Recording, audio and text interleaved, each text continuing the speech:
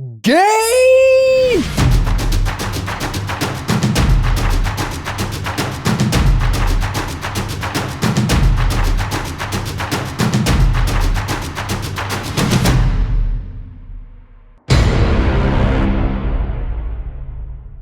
Voilà, et donc c'est là qu'on passe à la blague. Vous croyez vraiment que je vais me risquer à essayer de prévoir ce qui va se passer en 2021, après tout ce qui s'est passé en 2020? Vous n'imaginez pas le nombre de messages dans ma vidéo sur Avenir en 2020 que j'avais sorti, le nombre de fois où il y a des gens qui me disent « Oh bah dis donc, tout a changé du coup maintenant !» Oui, tout a changé, et du coup cette année absolument rien n'est fixe, et on ne sait absolument pas où ça va partir. Et du coup, tout ça va nous amener à nous poser beaucoup de questions par rapport au cinéma tel qu'il est en ce moment et de son avenir possible, etc., etc. Donc il va y avoir pas mal de choses à aborder dans cette vidéo. D'abord, on va se concentrer sur ma chaîne à moi, en particulier, pour faire un petit bilan de 2020. Il faut que je vous remercie tous, parce que personnellement, 2020, si ce n'est ce qui se passait dans le monde, ça s'est pas trop mal passé pour moi. Notamment, il faut que je remercie les tipeurs qui ont été plus généreux que jamais cette année. Notamment quand j'ai annoncé mon prochain Pourquoi j'ai raison, vous avez tort, ils ont particulièrement rempli les dons. Et du coup, j'ai pu, grâce à eux, passer une année relativement tranquille. Ce qui a, cela dit, pas mal contrecarré la perte de revenus qu'il y a eu à partir de mars. Parce que, un truc dont je me suis rendu compte cette année, c'est que, enfin, j'en étais déjà très conscient avant, mais je m'en suis particulièrement rendu compte cette année, c'est que sans le flux d'actualité des salles, c'est très compliqué de faire des vues sur le cinéma. Si ça ne sort pas en salle, il y a déjà un manque de promotion, il y a un manque d'interaction avec le grand public, et surtout sur la durée, et du coup c'est quand même très compliqué d'essayer de faire des vues cette année, donc mes vues ont pas mal chuté, étant donné qu'il a fallu que je change de style de vlog. Alors du coup on va revenir vite fait là-dessus, sur les différentes sorties qu'il y a eu dans l'année. Ça avait pas trop mal commencé, cela dit, parce que ma vidéo sur les Oscars, après mes excuses pour la vidéo de l'année dernière, a vachement bien marché cette année. Elle a presque atteint les 200 000 vues, la vidéo des résultats en tout cas, pas forcément celle des pronostics, mais celle des résultats, elle a fait presque 200 000 vues. La plupart des gens ont beaucoup aimé le format que j'ai fait avec donc une réaction en live à la cérémonie des Oscars et donc aux différents prix. Je vous comprends, ça doit être effectivement assez drôle à regarder. Pour moi, c'était un échec cuisant, même si pour vous, ça devait être assez rigolo à regarder. Et du coup, déjà, ça avait très bien commencé avec ce truc-là, quoi, parce que d'habitude, mes vidéos sur les Oscars, elles ont du mal à faire des vues. Et là, celle-ci, putain, c'est presque une des vidéos qui a fait le plus de vues cette année. Mais ce n'est pas la vidéo qui a fait le plus de vues cette année. Cela dit, donc, je vous remercie tous d'avoir accepté mes excuses, de m'avoir redonné ma chance et d'avoir tous apprécié, du coup, cette nouvelle version sur les Oscars. Mais la vidéo qui a le mieux marché cette année, et pourtant, je ne m'y attendais pas spécialement, c'est ma vidéo sur les salles de cinéma partent en couille. J'ai réussi à peser, j'ai break l'algorithme de YouTube, j'ai réussi à faire 500 000 vues en une seule année sur cette vidéo sur les salles de cinéma. Je ne m'y attendais pas du tout, et alors là, pour le coup, j'en suis ultra content. C'est vraiment le genre de vidéo que j'ai en tête. J'ai tout un tas de vidéos comme ça qui me traînent un peu en tête depuis des années, où je me dis il faudra qu'il y ait un moment où je me décide à aborder le sujet, mais généralement j'essaye un peu d'abord de récupérer toutes les données possibles, de récupérer toutes les infos. Ça m'a pas en plus de me gourer, mais j'essaie généralement de récupérer toutes les infos et de me lancer dans une fois que je suis vraiment décidé, que je sais ce que la vidéo pourra donner, etc. Et cette vidéo sur l'évolution des salles de ciné, ça fait un bon bout de temps que j'avais envie de la faire, notamment depuis que la plupart de ces évolutions sont arrivées dans les cinés que je fréquente, et qu'à chaque fois ça rajoute une couille, ça pose un problème, où il y a une petite arnaque qui est cachée derrière. Je n'imaginais pas, cela dit, que les salles de cinéma allaient fermer la semaine suivante. T'as vraiment un petit imprévu pour le coup. Mais en tout cas, vous avez vachement réagi à cette vidéo sur les différentes technologies qui arrivent en salle et à quel point est-ce que c'est une arnaque ou pas. Le seul petit problème que ça a posé, c'est que du coup, il y a des gens qui se sont dit que j'allais sortir toute une série de vidéos comme ça. Et en fait, je suis pas en train de chercher un format spécial qui marche super bien. C'est juste qu'il y a des vidéos que j'ai en tête et que j'ai envie de sortir à un certain moment.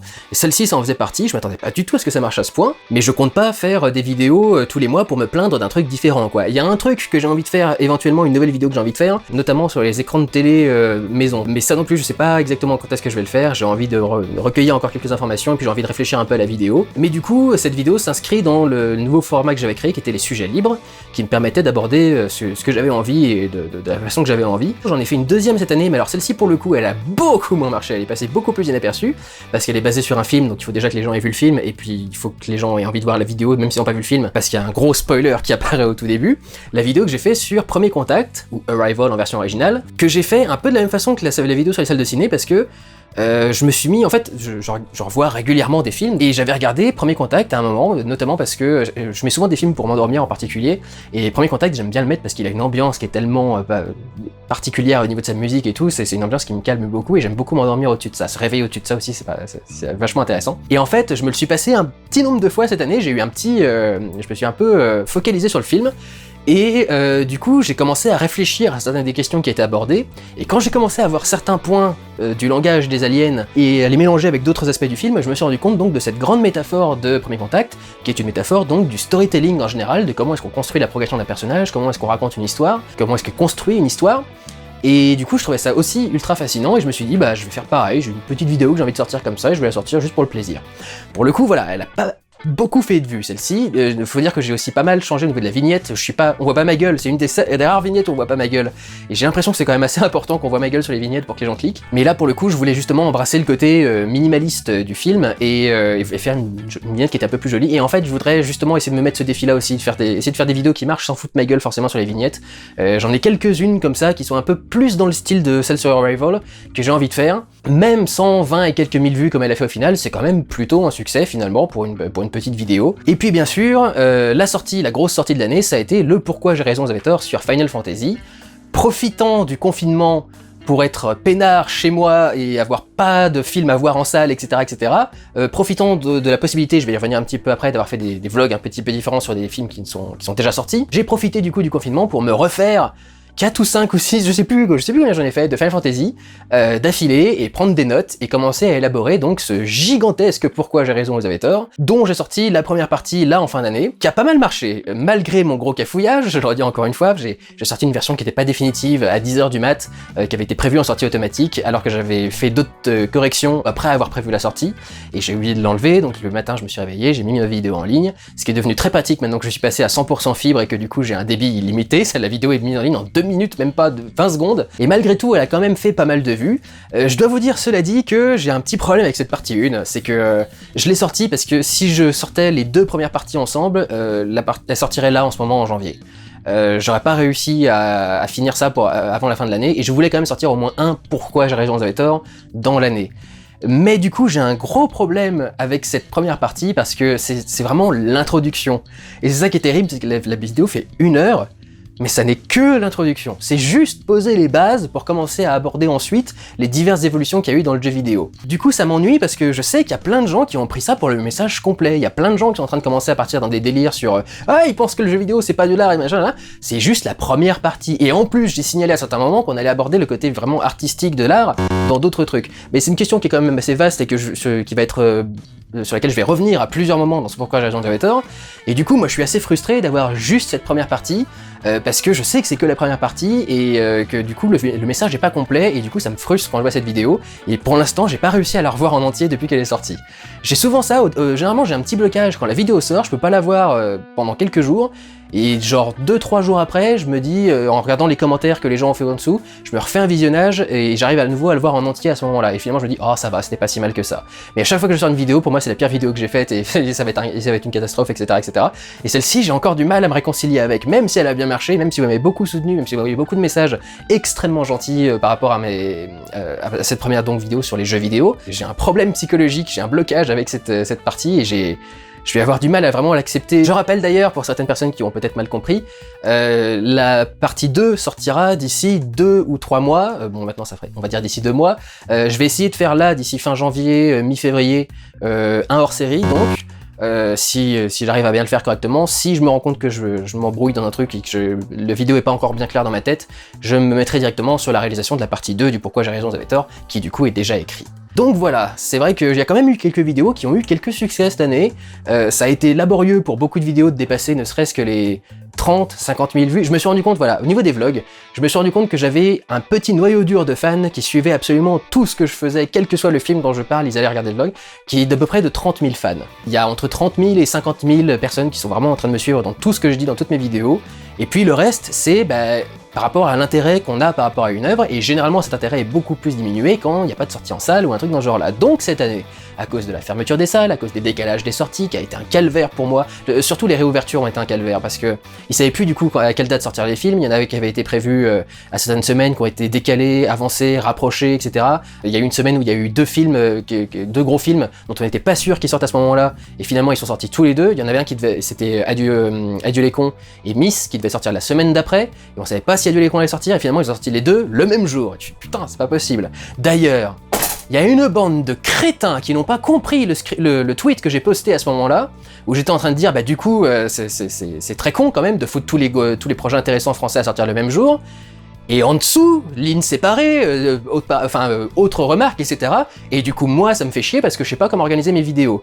Il y a une bande d'abrutis, un nombre incommensurable, qui est persuadé que je suis en train d'engueuler les distributeurs français pour pas s'adapter à mon planning. Je sais pas si ça prouve que plus que vous êtes débile ou à quel point vous pensez que je suis débile, si vous croyez ça. Je suis éberlué de voir ce gang de cons être capable de prendre ce tweet de la seule et unique mauvaise façon possible. Ah mon dieu, Twitter, c'est quel calvaire. Donc, bref. La réouverture, ça a été très chiant parce que du coup j'avais du mal au niveau de l'organisation et des fois il y avait des vlogs que j'avais prévus pour longtemps à l'avance qui devaient être décalés. Finalement ça m'a servi parce que les vlogs qui ont été décalés à ce moment-là, je les ai sortis là en janvier pendant que je bossais sur les tops et les flops. Donc c'est cool que j'ai eu des vidéos de rab, mais c'est vrai que pour moi c'était plutôt ça qui était compliqué parce que j'essaye du coup de m'organiser, j'essaye de prendre de l'avance, donc je tourne 3 ou 4 vlogs d'affilée maintenant et je les monte tous soit en même temps, soit au fur et à mesure que ça doit sortir et du coup je les sors au fur et à mesure. Du coup j'ai des vlogs qui sont faits à l'avance, c'est pour ça que vous voyez parfois mon style qui change d'un vlog à l'autre, mes cheveux qui raccourcissent, qui remontent, etc. Ils sont tous enregistrés par grappe et à périodes différentes. Et du coup, il y en a même que j'ai déjà enregistrés qui ne servent à rien. Genre, j'ai déjà un vlog sur Sacrée Sorcière, alors qu'on ne sait même pas à quelle date il va sortir maintenant en 2021. Donc, pour moi, c'était ça qui était très compliqué à organiser, mais j'ai plus ou moins réussi à m'en sortir avec donc ces nouveaux formats de vlogs qui ont débarqué cette année. Nous avons donc des vlogs sur des séries. J'avais dit que je n'aborderais jamais les séries sur cette chaîne. Je le fais toujours moins souvent que les films, parce que le problème des séries, c'est que ça prend du temps. Quel que soit le truc, ça prendra toujours un temps fou. Le truc, c'est que maintenant, comme j'ai plus de temps libre, en général, parce que je prépare mes vlogs à l'avance, j'ai aussi un petit peu de temps pour regarder des séries sur le côté, quoi. Mais s'il faut prendre des notes à chaque fois et qu'à la fin, il faut créer un vlog et que les vlogs font généralement tous entre 40 et 50 minutes parce qu'il y a énormément d'épisodes, c'est vrai que c'est quand même un petit peu chiant, les séries. Donc j'essaie de me limiter un petit peu, mais il y en a quand même qui sont sortis, et il y en a certains qui ont bien marché, notamment par exemple sur The Queen's Gambit, le jeu de la dame. J'ai décidé du coup maintenant de faire des vlogs sur des films qui sortaient en VOD, alors qu'avant, je me limitais que à ce qui sortait en salle. Il y a eu tout un tas de révolutions qui ont été obligatoires maintenant qu'il y avait plus de salles, de toute façon. C'est plus aléatoire, il y a des succès qui sont un peu surprenants, genre la plateforme. Je pensais pas du tout faire autant de vues sur la plateforme, j'ai fait 140 000 vues, un truc dans ce genre-là. J'ai pas compris, il y avait un engouement pareil sur la plateforme, et ça me fait marrer un film qui s'appelle La Plateforme sur une plateforme de VOD. Bon, bref. Paradoxalement, un autre film comme Extraction par exemple, dont les gens disaient qu'il avait pas mal marché, ça a été beaucoup plus compliqué de faire des vues. Il y en a certains qui ont marchouillé, etc. Donc du coup voilà, on est passé à la VOD, et puis je me suis permis du coup maintenant de faire des vlogs sur des films qui étaient sortis depuis longtemps, parce que séries et VOD, généralement j'essaie quand même de me limiter à ce qui est dans l'actualité. Mais je me suis permis la création d'une catégorie rétro. Alors je l'ai appelée rétro tout simplement parce que j'avais pas envie de l'appeler classique. Pourquoi ? Parce que quand tu dis classique, tu sous-entends, t'es obligé de le regarder.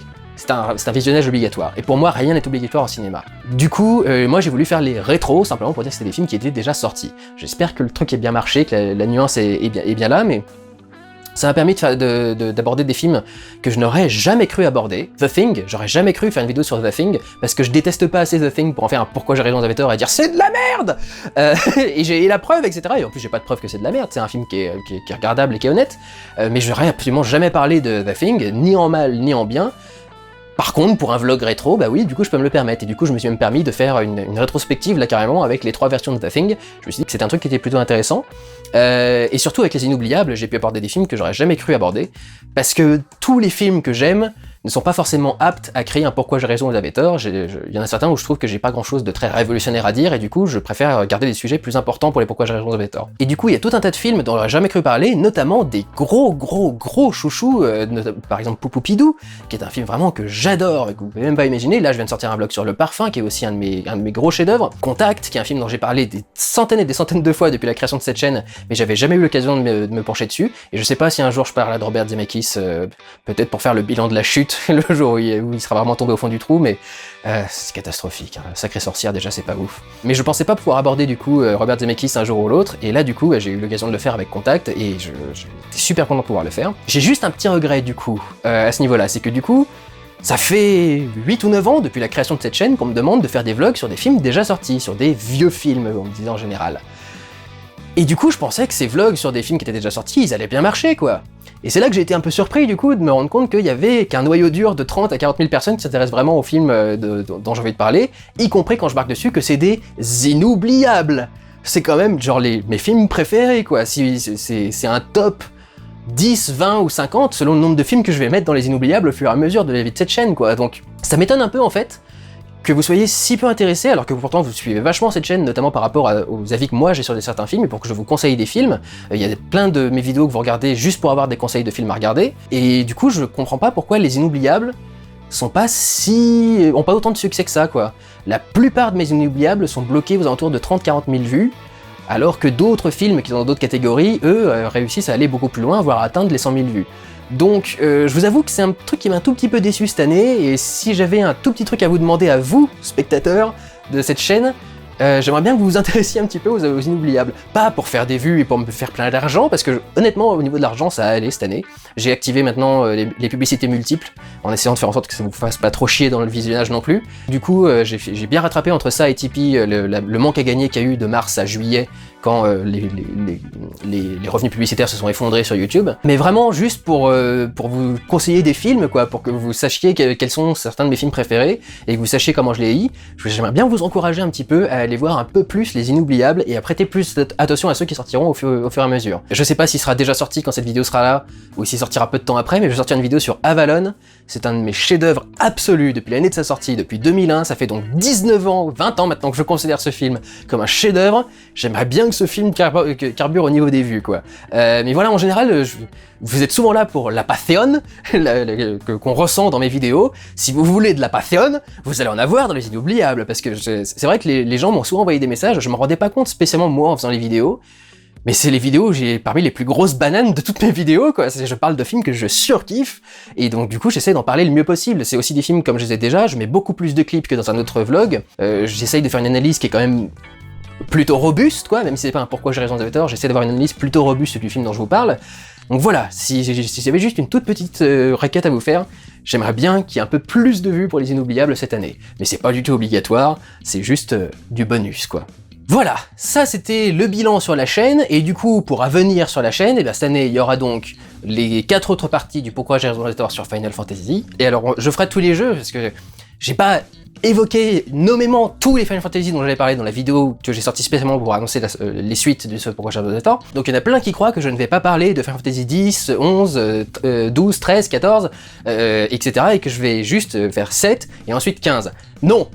Le but de toutes ces sagas, c'est de suivre l'évolution de la saga Final Fantasy, donc il y aura une section qui sera spécifiquement sur le film Les Écritures de l'Esprit, mais après ça, je vais faire les conséquences du film sur les jeux qui sont sortis, genre Final Fantasy 10, 11 et 12. Et je vais faire ensuite les conséquences du film Advent Children sur les jeux 13, 14 et 15.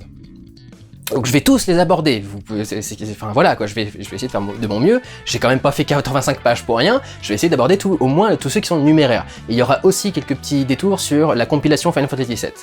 Donc, il y aura ça pour les pourquoi j'ai raison de tort. Une fois que celui-là est fini, je me mets au travail sur Star Wars 9, que vous m'avez réclamé toute l'année, j'aurais jamais dû dire que ça sortirait tous les ans à Noël, parce que du coup voilà. Je vais être très honnête, hein, Star Wars, ça m'a saoulé. Ça m'a complètement saoulé. Et une fois Rise of Skywalker sorti, étant donné que tout le monde est à peu près d'accord pour dire que le film est une merde, je vous avoue que moi je suis pas ultra enjoué à l'idée d'aborder Star Wars 9. J'ai des idées, je sais pas du tout si je vais pouvoir les réaliser, et c'est pour ça aussi que j'ai beaucoup de mal à aborder ce Star Wars 9, j'ai envie de faire un truc et je sais pas du tout si je vais réussir à le faire. Du coup, tout ce que je peux vous promettre, c'est que je vais me mettre à bosser dessus. J'espère le sortir cette année, mais c'est pas impossible qu'il sorte qu'en 2022. Donc voilà, ça c'est la suite du programme pour les pourquoi j'ai raison de tort. Et pour la chaîne, j'essayerai donc de faire d'autres vidéos par-ci par-là qui sont à thématique cinéma. Et puis bien sûr, on retrouvera le rendez-vous habituel des Oscars, là aussi. En principe, il me semble qu'ils sont maintenus cette année, ils ont juste été décalés je crois. Mais donc on aura à nouveau évidemment une vidéo sur les Oscars. Et puis quelques analyses de trailers quand il y en aura qui sortiront. Mais alors tout ça, ça va être très compliqué cette année parce que voilà, ça y est, maintenant on va passer au reste. Le cinéma lui-même avec un C majuscule. Le bilan, et qu'est-ce qui va se passer à l'avenir. Et c'est un petit peu compliqué, parce que donc, l'avenir, il est très incertain. On pensait que les salles de cinéma allaient réouvrir le 15 décembre, ensuite on a cru qu'elles allaient réouvrir le 15 janvier, et maintenant, après, on est le 15 janvier et elles sont toujours fermées. Là, on est le 15 janvier quand j'enregistre cette vidéo. Donc du coup, c'est un petit peu laborieux d'essayer de prédire ce qui va se passer cette année, et s'il y aura des bandes annonces qui vont sortir, etc., etc. Il y a déjà énormément de films qui étaient prévus pour 2020 qui ont été décalés pour 2021, et il y a en plus des sorties pour 2021 qui sont spécifiques. Alors, Je vais pas vous faire une liste complète avec un avis sur chaque truc, etc., mais il est possible qu'en 2021, nous ayons Venom pour ce qui est du MCU chez Sony. Je sais pas s'ils vont le réintégrer au MCU du coup, mais en tout cas il doit sortir en principe cette année. Et que nous ayons Black Widow, The Eternals et Shang-Chi pour ce qui est du MCU Disney. Il est possible qu'on ait le 3e épisode du Conjuring. Il est possible qu'on ait enfin le nouveau James Bond, le bien nommé Mourir peut attendre, qui attend déjà depuis 1 an et qui est en train de ruiner la MGM. Je sais pas si vous êtes au courant, mais ça y est, la MGM est ruinée à cause de tout l'argent qu'a pas encore fait rentrer James Bond alors qu'ils l'ont déjà foutu dans la promotion, le marketing et le tournage.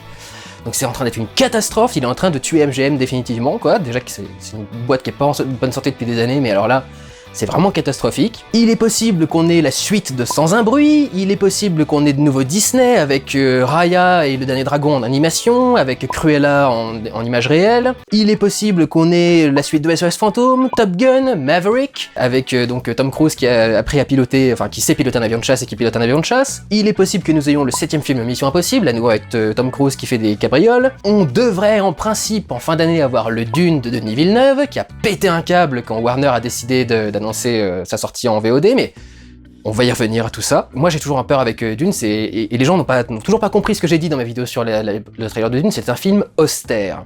Et je pense que c'est trop austère pour plaire au grand public. C'est ça que j'ai voulu dire en le comparant à Star Wars. Je sais pas dire que Star Wars c'est meilleur, etc. C'est, les fanboys, c'est une catastrophe.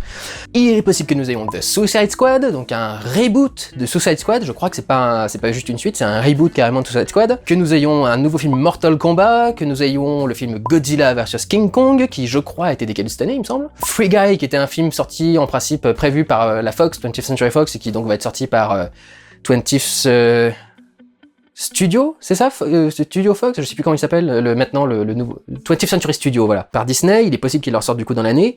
Il y a le nouveau Wes Anderson avec The French Dispatch qui devrait sortir. Il y a un nouveau Fast and Furious qui a priori devrait être un gros test de la part des studios pour voir si les salles peuvent redevenir rentables. Et il est possible que nous ayons également tout un tas de films français, notamment OSS 117, et les 2 grosses sorties de l'année dernière qui n'ont pas pu sortir, c'est évident qu'il les ait protégées, celles-ci, donc Kaamelott, le premier volet, et Comment je suis devenu super-héros. Et Matrix 4 ! Mais alors tout ça, c'est sujet à caution, et savoir si les salles réouvrent ou pas, et il y a une deuxième possibilité qui s'offre à nous pour avoir ces films, c'est éventuellement la VOD. Mais alors il y a plein de trucs sur lesquels je voudrais revenir par rapport à la VOD et la sortie en salle. Le premier truc sur lequel je voudrais revenir, c'est que cette annonce des sorties simultanées en VOD et en salle ne sont valables que pour les USA. Parce qu'en France, on a toujours cette saloperie de chronologie des médias. On n'est pas le seul pays à en avoir un, mais on est un des pays qui a la plus chiante. Il me semble qu'ils avaient parlé de commencer à la remettre en question à la fin de l'année dernière, notamment à cause de Disney qui faisait chier avec Mulan, mais je crois que ça n'a pas encore été changé, et même si c'était changé, je vois très mal la France autoriser à la fois une sortie en salle et une sortie en VOD. C'est pas du tout dans notre tradition et dans notre esprit de faire ça, mais il faudra peut-être s'adapter avec les conditions spéciales du Covid. Mais ces sorties du coup simultanées en VOD et en salle, c'est principalement aux États-Unis, et c'est principalement à cause de la gestion désastreuse du Covid par les États-Unis, qui fait que toutes les salles sont fermées depuis des mois. Chez nous, elles ont réouvert entre-temps là, au courant de l'année, mais aux États-Unis, pas du tout. À New York, elles sont fermées depuis le milieu de l'année dernière, voire peut-être déjà en mars, je sais plus. Tout le monde est en train de dire « Oh là là, ils sont en train de tuer les salles, et ils vont essayer de faire toute la promotion de la VOD, etc. » La VOD, c'est une solution de secours pour une situation extrêmement compliquée. La situation d'un confinement, qui est un truc qui est exceptionnel. Donc, à mon sens, c'est une mesure qui est exceptionnelle et qui ne restera que pendant les périodes de confinement. Pourquoi est-ce que je crois ça ? C'est parce que vous n'avez pas idée de la différence de revenus qui est possible entre la VOD et la salle de cinéma. La raison pour laquelle vous entendez tous les professionnels du cinéma en train de hurler, c'est pas seulement parce qu'ils considèrent que le cinéma est essentiel, c'est parce que c'est leur meilleur moyen de gagner du pognon. Nous n'avons pas créé de meilleur système de rémunération du cinéma que la salle de cinéma à l'heure actuelle. Et ça, il faut bien vous le mettre dans la tête, surtout quand vous partez dans des théories du « Oh putain, ils vont tout sortir en VOD ». La VOD, c'est très pratique, parce que tu sais exactement combien tu vas gagner dans l'année. À moins qu'il y ait beaucoup de gens qui te désabonnent, bien sûr, mais si tu gardes la plupart de tes abonnés, tu sais exactement combien d'argent tu vas avoir à ta disposition dans l'année, et donc tu sais combien tu dois dépenser pour pouvoir faire tes films sans avoir à creuser le trou dans ton compte, quoi.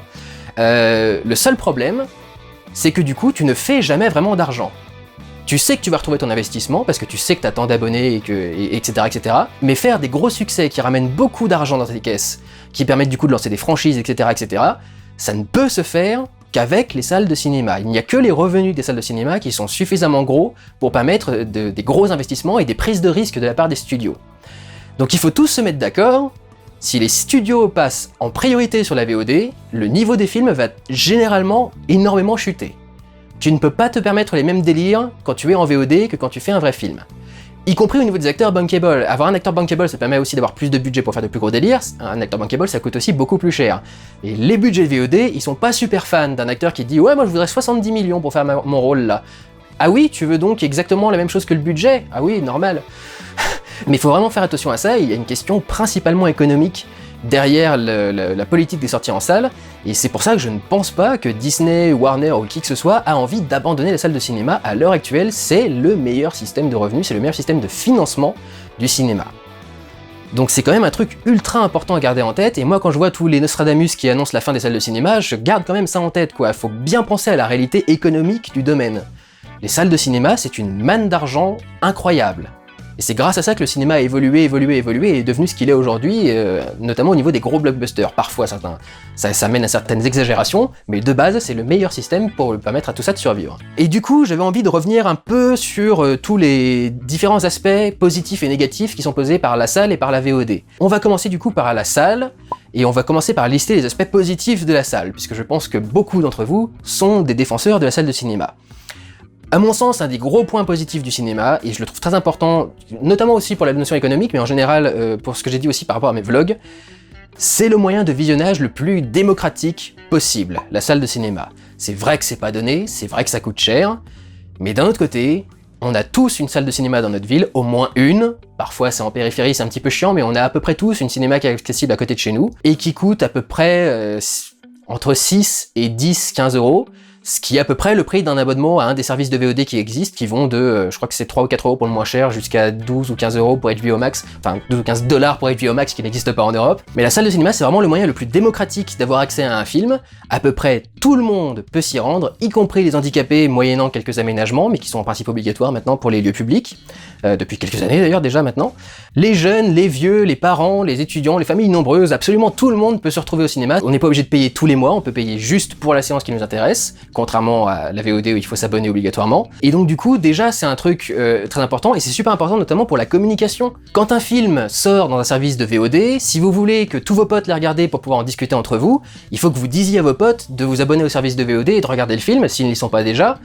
Sinon ça va être très compliqué quoi. Quand un film sort en salle, tout le monde à peu près en France y a accès, ça dépend évidemment du nombre de films qui sont en salle et des programmateurs, mais du coup à peu près en principe tout le monde peut avoir accès aux salles et accéder aux films, et du coup ça aide énormément à ce qu'on parle du film et ça aide énormément à sa communication.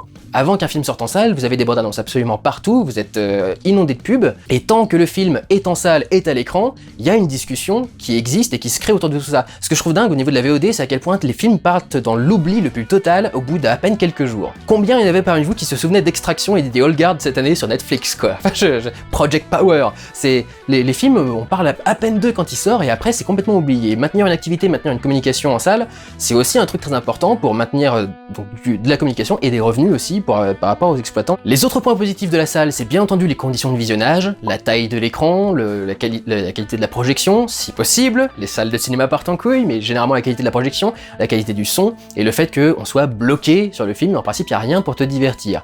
Évidemment, si tu n'es pas un connard qui sort tout le temps son portable pour regarder l'heure ou pour vérifier ses messages, etc., etc.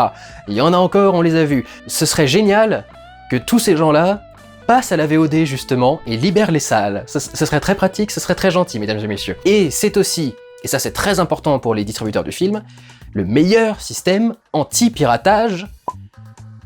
Parce que Wonder Woman, je crois que tout le monde l'a déjà vu là au 15 janvier alors qu'il n'est pas sorti en France. Wonder Woman 84. Alors que s'il était sorti en salle, le seul moyen de le voir ce serait un HD cam bien pourri avec le son qui résonne, avec les enfants qui se lèvent et qui courent devant l'écran et qui font des ombres chinoises, etc. Donc voilà, il y a tout un tas d'avantages qui sont énormes par rapport aux salles de cinéma. D'un autre côté, je voulais noter par rapport aux salles de cinéma, parce qu'il y a beaucoup de gens qui les ont défendues à mort, qu'il y a quand même quelques petits points négatifs par rapport aux salles de cinéma. Le premier point négatif, je l'ai abordé un petit peu rapidement de l'autre côté, mais c'est qu'on a du coup une sélection qui est limitée au nombre d'écrans.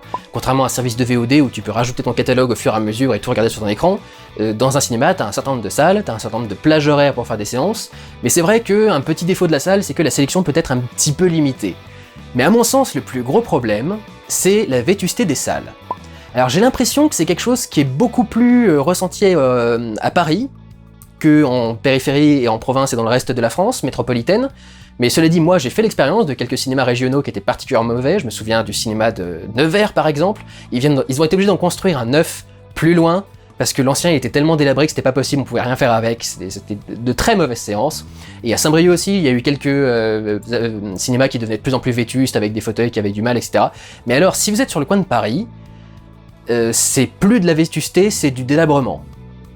Y a des salles où c'est impossible d'avoir une séance correcte, notamment parce que quand tu t'assois sur le fauteuil, qui est en principe replié, le fauteuil, au lieu de se mettre comme ça à 90 degrés pour que tu sois assis, a tellement été utilisé et tellement défoncé qu'il se met à cet angle-là, donc en fait t'es en train de te retenir, de glisser pendant absolument toute la projection devant le film.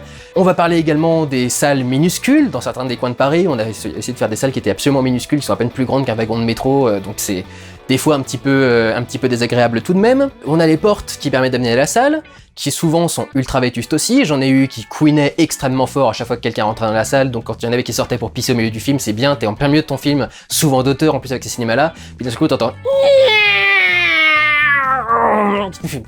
Putain. T'as aussi les portes qui ne ferment plus correctement, ce qui fait que t'as la lumière du cinéma qui rentre à l'intérieur de la petite salle. On va aussi parler de la qualité parfois déplorable du son, où il y a des salles, t'as l'impression qu'elles n'ont même pas fait le saut jusqu'aux 5 points, tellement le son est dégueulasse et pourri, etc., etc. Même là, dans une de mes salles modernes, récentes, un Pathé qui est à Paris, j'ai des salles où les enceintes sont pas bien vissées, où il doit y avoir un truc qui vibre ou un truc dans ce genre-là, et on a un son qui parfois crache et sature quand on a des trucs. Donc, la salle de cinéma, c'est génial, quand la salle de cinéma est géniale. Quand la salle de cinéma est mal entretenue, etc., et alors je parle à peine du nettoyage, c'est tout de suite beaucoup moins agréable. Donc faut bien se rappeler de ça quand même, tu peux parfois avoir beaucoup moins de confort en allant en salle de cinéma qu'en étant chez toi posé devant ta télé. Les salles de cinéma, c'est pas toujours la panacée. C'est pas toujours la meilleure circonstance pour regarder un film, bien qu'on soit quand même assez bien servi en France, c'est quand même parfois un petit peu laborieux, quoi.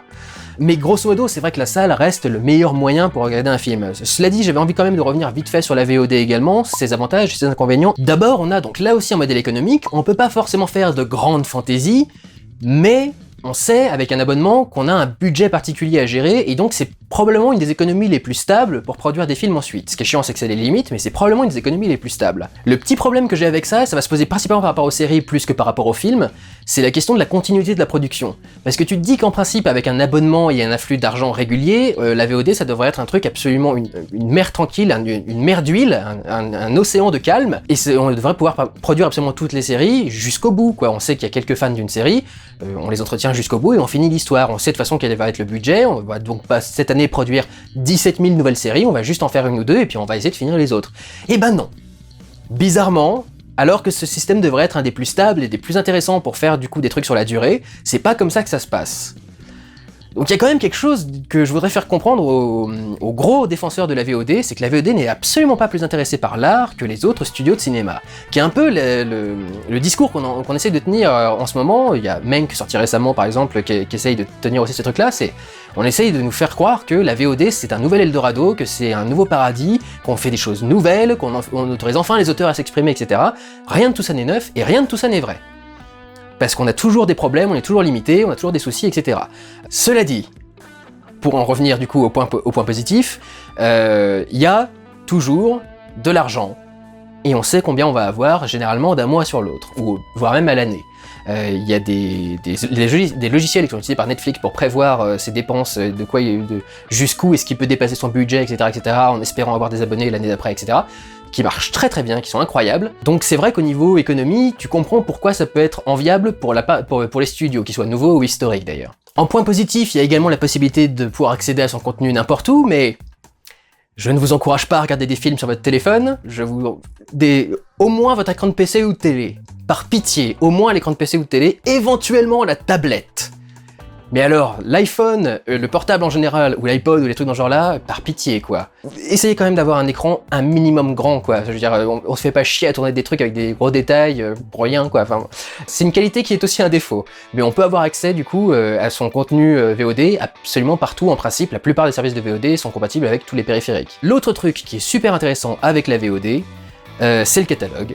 Potentiellement sans fin, où on pourrait continuer à rajouter des serveurs, etc., et continuer à faire des trucs. Le seul problème, c'est que les catalogues sont de plus en plus restreints en fonction de chaque plateforme, et c'est ça qui devient très compliqué. Imaginez qu'un film ne sorte que dans les cinémas Gaumont, ou que dans les cinémas Pathé. Bon, maintenant il n'y a plus Gaumont. Imaginez qu'ils sortent que dans les cinémas Pathé, ou que dans les CGR, ou que dans les UGC. Ça peut arriver parfois, c'est des sorties qui sont exceptionnelles, il y a parfois des films qui sortent que dans tel ou tel réseau de salles. Mais c'est quand même extrêmement rare. Le catalogue, c'est quand même un des soucis particuliers de la VOD, c'est que du coup, quand tu veux voir un film, il faut surtout savoir où est-ce qu'il est diffusé. Et c'est un peu la croix et la bannière. En France en particulier, c'est pour moi quasi impossible de savoir où, quand est sorti un film en VOD. Je sais pas s'il y a un site qui existe pour regrouper tout ça, je pensais qu'il le ferait sur Allociné, mais c'est genre une fois sur deux. Et justement, ça va du coup m'amener dans les points négatifs, cette question de catalogue, parce que tous ces services de VOD, à un moment ou à un autre, utilisent des films qui ont été dans le système classique du studio et de la projection en salle, parce que c'est des films justement dont on parle pas mal, qui ont eu un succès, et du coup quand ils sont sur une plateforme, ils attirent du monde, comme les séries par exemple Friends, etc. etc.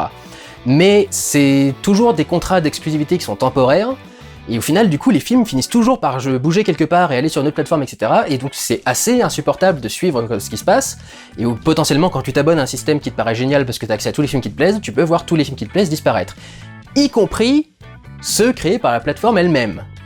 Je sais pas si ça a déjà été le cas de retirer une de ses propres séries de la part de Netflix ou d'Amazon ou d'un truc dans ce genre-là, mais s'ils n'ont pas de remords à le faire avec les séries des autres, ils n'auront pas de remords à le faire avec leur propre série à eux. Si la série sert à rien, si elle prend de la place sur les serveurs pour que dalle parce qu'il y a 2 abonnés qui regardent le truc, il y a un moment ou un autre où ils vont supprimer une partie de leur catalogue aussi. Je pense. Et l'autre souci que j'aime et qui est un peu plus spécifique à Netflix, les autres font un peu plus d'efforts généralement, mais t'as l'impression qu'ils produisent un peu tout et n'importe quoi. Vous savez, c'est la technique de jeter un truc sur le mur et de voir s'il y a quelque chose qui colle. Généralement, je trouve que c'est des projets qui sont pas très bien menés, notamment par Netflix, qui est rarement derrière le dos de la production et du réalisateur pour dire s'ils trouvent qu'il y a quelque chose qui devrait être corrigé. C'est un avantage quelque part, ça permet aux auteurs de s'exprimer énormément. D'un autre côté, la relation entre le réalisateur et le producteur, ou en tout cas le studio, est généralement quelque chose d'assez important. Ça peut aussi aider à corriger certains problèmes et à faire en sorte que certains films soient un peu de meilleure qualité. Mais pour moi, le principal problème qui est posé par la VOD, en dehors du sort évidemment que ça pourrait réserver aux salles, mais pour moi les deux peuvent cohabiter en même temps, pour moi l'énorme problème, c'est celui dont j'ai parlé avec les vlogs, c'est les problèmes par rapport à la communication autour du film, le fait qu'on puisse pas en parler pendant très longtemps, c'est aussi le fait qu'il soit quasi impossible de faire des classements, et encore moins de comparer les succès de ces films avec d'autres succès. Les chiffres de la VOD sont confidentiels. C'est Netflix qui décide s'il a envie de vous donner un chiffre, et le truc c'est que c'est aussi Netflix qui décide comment est-ce qu'il calcule le chiffre. C'est-à-dire que c'est eux qui décident si juste une vue de 1 minute au début du truc ça compte comme une vue complète, ou s'il faut que t'en aies regardé 10, 15, 20 minutes, la moitié, le film complet, pour être comptabilisé comme une vraie vue. Tu sais pas si ça compte les revues, les rewatch, donc du coup ils ont un contrôle absolu de la communication par rapport à leur film, et en même temps tu peux pas les comparer à d'autres films parce qu'ils ont pas de box-office, ils ont pas un outil qui se permettrait de comparer véritablement une vue sur un service de VOD à un spectateur en salle. Et du coup ça fait des films qui à mon sens arriveront jamais à rentrer dans l'histoire. Parce que déjà tu sais jamais où est-ce qu'ils sont diffusés, une fois qu'ils sont diffusés au bout de 1 ou 2 jours, la plupart des gens arrêtent d'en parler, donc les gens il n'y a plus vraiment de rewatch, les gens en parlent, leur voient plus vraiment. Faudra se perdre dans le catalogue de Netflix pour retomber sur un truc qui peut être parfois intéressant, mais comme la plupart des gens n'en auront pas parlé, vous avez de fortes chances de passer sur le truc sans vous rendre compte que c'était un truc plutôt sympa. Et donc du coup pour moi c'est un gros défaut de la VOD, c'est que ça rend toutes les sorties égales et donc anecdotiques. Pour moi ça va être impossible de faire un film qui marque l'histoire en VOD. Je suis presque sûr, parce que simplement, ils n'ont pas de mesure qui leur permet d'être comparés à l'histoire, qui leur permettrait du coup d'affirmer avec certitude un succès de telle ou telle production par rapport à tel autre studio, tel autre machin, sachant qu'en plus chacun a un nombre d'abonnés différents, les chiffres vont être très compliqués à comparer entre les différents services, je sais pas si on arrivera un jour à avoir une égalité parfaite ou des 2 ou 3 gros leaders, etc. Pour l'instant, c'est très compliqué.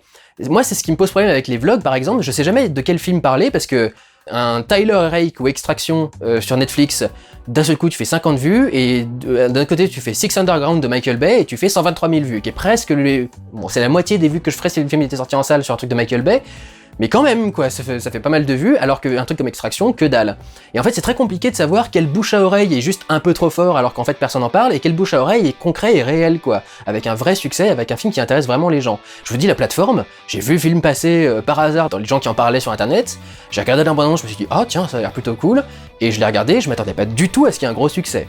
Donc, à mon sens, ça rend la vie du cinéma extrêmement compliquée à gérer, à prévoir et à faire rentrer dans l'histoire en général. Pour toutes ces raisons, je ne pense pas que les studios aient envie de faire fermer les salles de cinéma. Je vous dis, c'est à mon sens la meilleure source de revenus possible, et donc je pense qu'elles seront toujours là en fin 2021 et peut-être après. Cela dit, n'oubliez pas qu'à chaque fois que je prends un pari, je perds. Donc si ça se trouve, les salles de cinéma vont être détruites à la fin de 2021 et on n'aura plus que de la VOD. Mais à mon sens, la VOD ne va être qu'un plus par rapport à la salle, parce que c'est pas un système économique qui permet de faire le genre de film qu'on a fait pendant des années, notamment à Hollywood. Et notamment pour une question de budget, et aussi c'est aussi quelque chose qui est très compliqué par rapport à la vie, l'impact d'un film.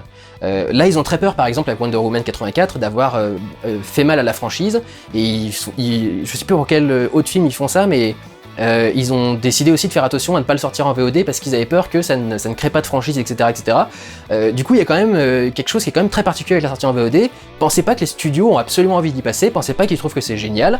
Ils sont très contents parce que pour le coup, ils ont plus d'intermédiaires.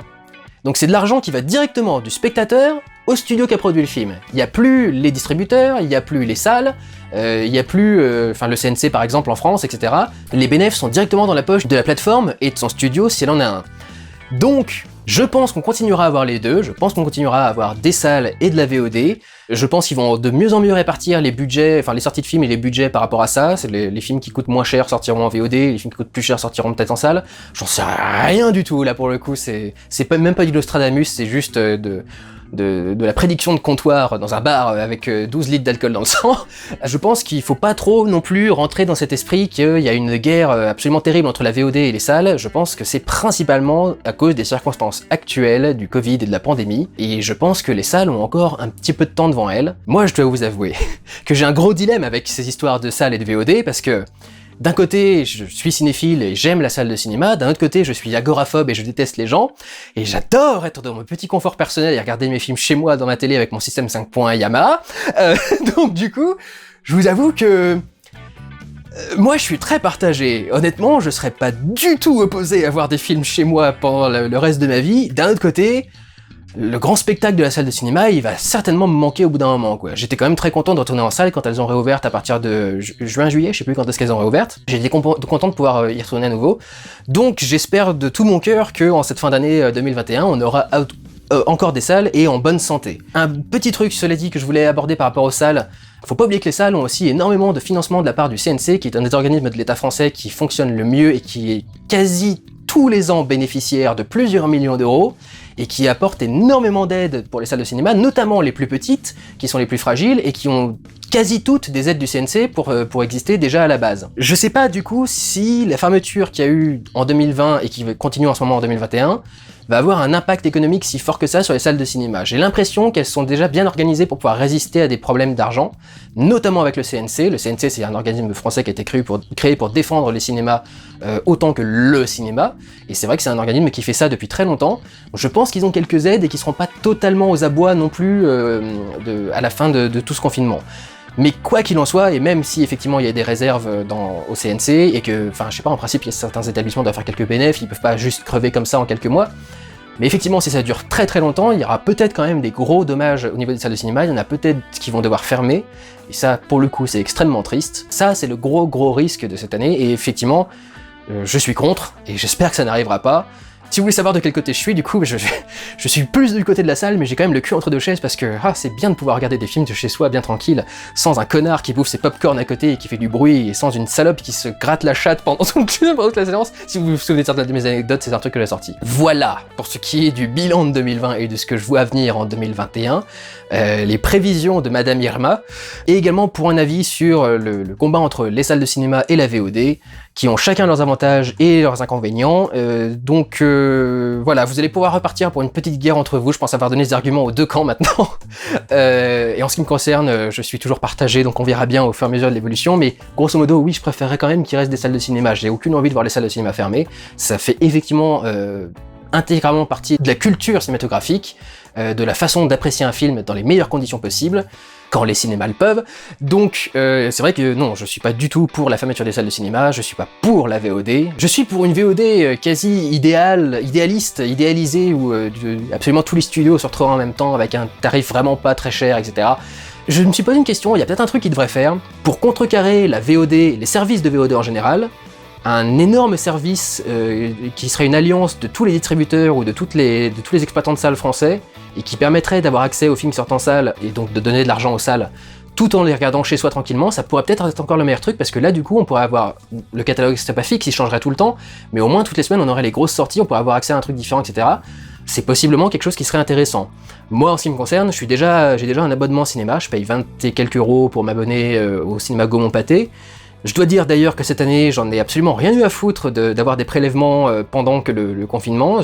Alors, ils ont remboursé un certain nombre de mois à Gaumont-Pathé, mais je dois vous avouer que payer un abonnement cinéma, si ça peut permettre aux salles de survivre justement à cette période de merde, moi ça va. J'ai pas trop de soucis financiers, je peux me permettre de le faire. Si je pouvais du coup utiliser ce même abonnement pour avoir accès aux films chez moi, je vous avoue que je serais bien content aussi, quoi. Donc, je sais pas, moi je suis très partagé avec cette histoire de VOD et de salle. Ça fait la troisième fois que je le dis, donc on va peut-être arrêter, on va peut-être finir ces vidéos du coup maintenant. Je vous souhaite donc, encore une fois, à tous et toutes, une très bonne année 2021. Je vous souhaite la santé principalement, étant donné toute la merde qu'il y a. J'espère qu'on va réouvrir les salles cette année, j'espère que l'actualité va pouvoir reprendre tranquillement, j'espère que tous ces films qui ont été retardés, décalés, repoussés, etc. vont pouvoir faire de l'argent tranquillement, et que les studios vont pouvoir survivre à tout ça, que tout le monde ne va pas finir comme MGM à perdre toutes ses thunes à cause de James Bond. C'est le problème de MGM, c'est qu'ils ont que James Bond, donc ils n'ont pas d'autres entrées d'argent à côté de ça, donc si ça fait pas rentrer de l'argent, le truc s'écrase comme un soufflé sorti trop tôt du four. J'espère que je vous retrouverai tout au long de l'année pour toutes les différentes sorties de la chaîne, j'espère que vous apprécierez les pourquoi j'ai raison et tort. Je vais essayer de me donner un coup de pied au cul pour le pourquoi je dois faire Star Wars 9 quand celui sur Final Fantasy sera terminé, je sais pas encore si je vais réussir à faire ce que je pourrais, mais allons-y. Et puis n'oublions pas qu'il y aura cette année aussi probablement tout un tas de très belles surprises que nous aborderons à nouveau dans une vidéo qui sortira elle en janvier 2022. Donc voilà, le meilleur pour cette année, merci à tous pour votre soutien et pour avoir continué à me regarder, y compris pendant cette crise des salles de cinéma. J'espère que ça vous aura plu et j'espère que ça continuera à vous plaire. Prenez soin de vous, regardez ou allez voir des films, ciao!